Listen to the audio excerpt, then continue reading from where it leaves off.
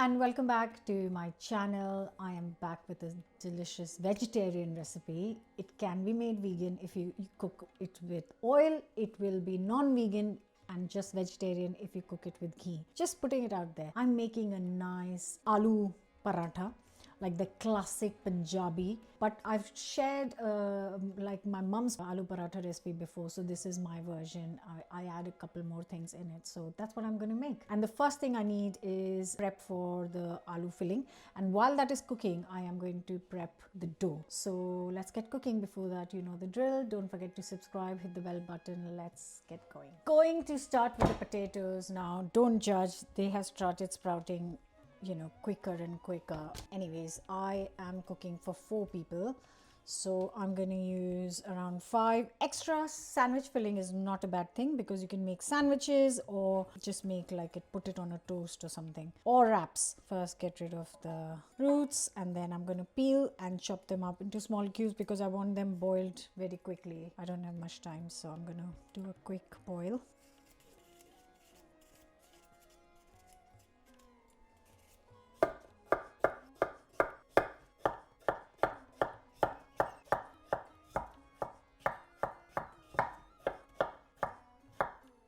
Yes, you can boil the potatoes whole with the skin on, remove it afterwards, or if you cut them short, I'll bring it to a boil, and this takes around, depending on the size, this is like a medium 1-inch piece. This will take around 6-7 minutes. If I cut smaller, it actually cooks in 4-5 minutes. So yeah, it definitely saves time and energy. Don't fill too much water, so I can see it's a bit extra water because that takes time to boil. So put just enough water so the potatoes are covered. Bring it to a boil and cook until done. While the potatoes are boiling, I'm going to prep the other things that are going to go in the filling. I'm still at the filling section. I haven't started with the dough yet. For 5 potatoes, I need a couple of fat garlic cloves and then 1 onion, and I'm going to just get some ginger as well. So I'm going to finely chop all these 3 things. Once it's furiously boiling like this, it only takes, like I said, depending on the size of your cubes, 5 to 6 minutes, sometimes 4. They're almost getting ready. It's been 5 minutes. I'll give it a couple more minutes because I want them like really soft.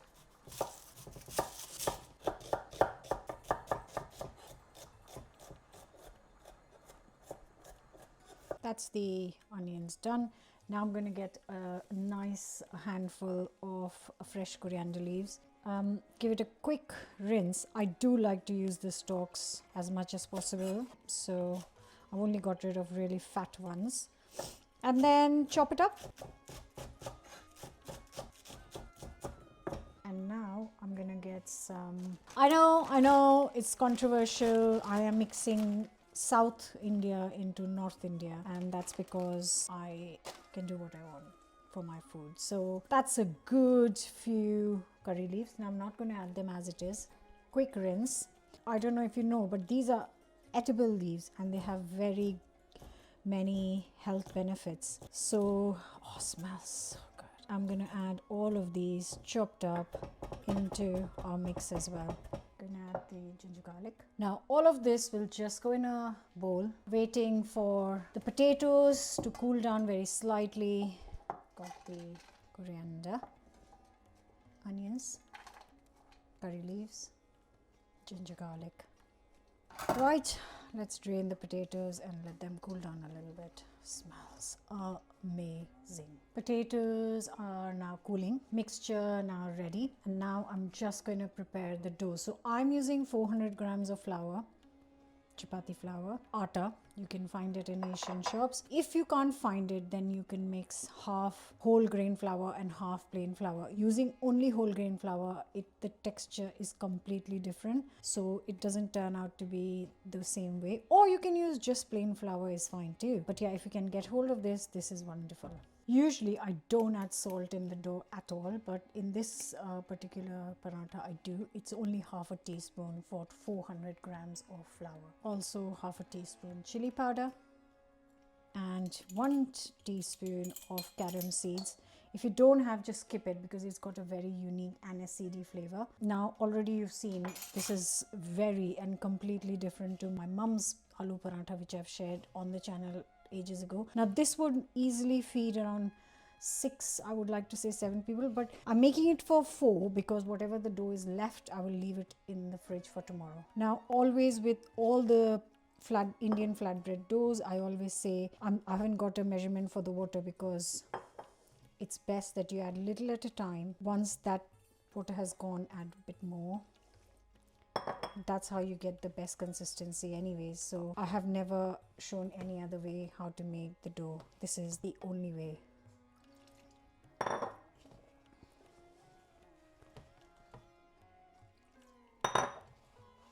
The way you know that you have got enough water and your dough is right is there should be no dough or flour left in the bowl. It should all leave the sides and then just become one big clump. This is what I mean. And all you have to do is knead it for 10 seconds, 20 seconds. Make sure you cover this and let it rest for 15 minutes minimum. A few things to remember making the paratha. Now this dough, you can, whatever is left, you can put it in a box with a lid. Make sure that's, you can't just leave it uncovered because it will form a skin. It will be no good. Put it in a box with a lid in the fridge and it will last around 3 to 4 days. The mixture that is left, you can leave separately as well. So you can make fresh parathas with the leftovers tomorrow if there is any bits left. Everything's cooled down nicely. I left it to cool down. It's fully cooled down, like not lukewarm or nothing. And what I am doing is adding the potatoes.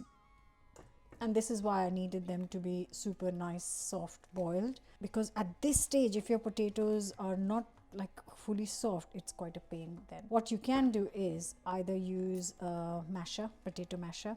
Sometimes that also doesn't help because they're too hard. In that case, you'll have to take each piece of the potato and grate it, which is quite a pain, but if they're not cooked, they're not cooked. What can you do? So you're adding all the potatoes and giving them a good mashing.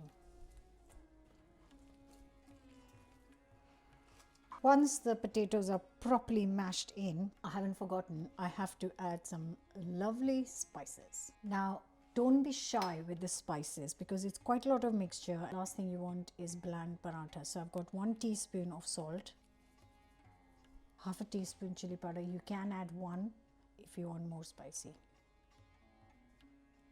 1 teaspoon of homemade garam masala, recipes on the channel. And 1 teaspoon of homemade chaat masala, recipes on the channel. And now I've got everything in. You can give it a really good mix. Make sure that the spices are distributed evenly. And there's only one way to do it, is by hand. You can also add some fresh green chilies if you want a little bit of a chili kick. So our dough has rested, filling is nicely cooled down and ready, and I'm going to start rolling the parathas. So you've got to get your setup ready, I've got my rolling pin, rolling board. You can obviously use what you usually use to make flatbreads, and then I've got my rested dough. So everything's right here. I've got the pan on the hob, I'll show you, getting ready and heated up. So let's start with the parathas. So I don't think I'll need more than this today. So soft and lovely. Beautiful. So you want kind of lemon size, you would say. I don't like very doughy parathas. You must know by now. I want them to break up a little, get that little bit of filling coming out because that crisps up and tastes delicious. So I can tell you how much the 400 grams of dough makes if you want. It's 4. So it's going to make around 10 to 12 parathas, depending on how big you take the portions to be. So it's going to be 10, 12. So that's 5 I'm going to make right now. The rest will go in the fridge to make later. So first things first, I'm going to show you properly. Roll it in the flour. Then you get it to 3 inches, kind of roughly. I like lots of filling. So then you put it in your hand. Take a nice big portion of the filling. Don't be shy. You don't want to be eating plain dough. Then pinch from all sides. Make sure it's sealed. Then press from where you've pinched it and then evenly press it all over. That way it breaks less. Again, another roll in the flour. Make sure you've pressed it really nicely and then we roll. Don't press too hard. Look at that. Perfect. Around 6 inches. And that's it. It goes on the hob to cook. And I'm going to make a few more of these. There we go. I'm going to try and do it with one hand. So you want medium heat. You don't want it too hot. You don't want it cold for sure. Like the pan should be hot but not super boiling. And after a minute or so you'll start seeing bubbles. That's when you turn. So you can see the bubbles and that's the time to turn it over. Perfect. And I'll give it another minute on this side and I am going to cook this in ghee. But like I said in the start of the video, so don't come at me. People who are really vegan know how to kind of swap easy. I'm not telling you to use kind of cheese and saying instead use potatoes. You know, I am just using ghee, but you can use oil and just make it vegan. Say if I've used honey, which you remember from the last video, you could just use sugar. Oh, the idea is something sweet. I have got some ghee here, lovely ghee. And I am going to use a teaspoon, just a little less than a teaspoon on each side.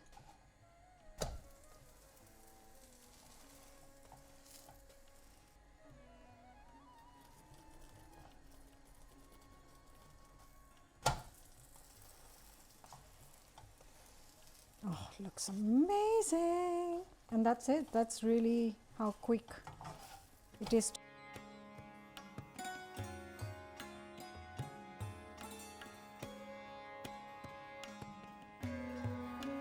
And you cannot have aloo paratha without the butter. You just cannot, because that would just be wrong. Look at that. Just look at that. That, my friends, is comfort food at its best. Just beautiful, delicious. Have it with yogurt, have it with achar, have it with just butter. The choice is yours.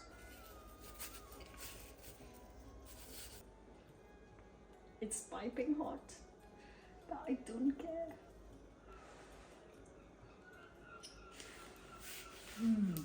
You might have tried my aloo paratha before, but please give this a go.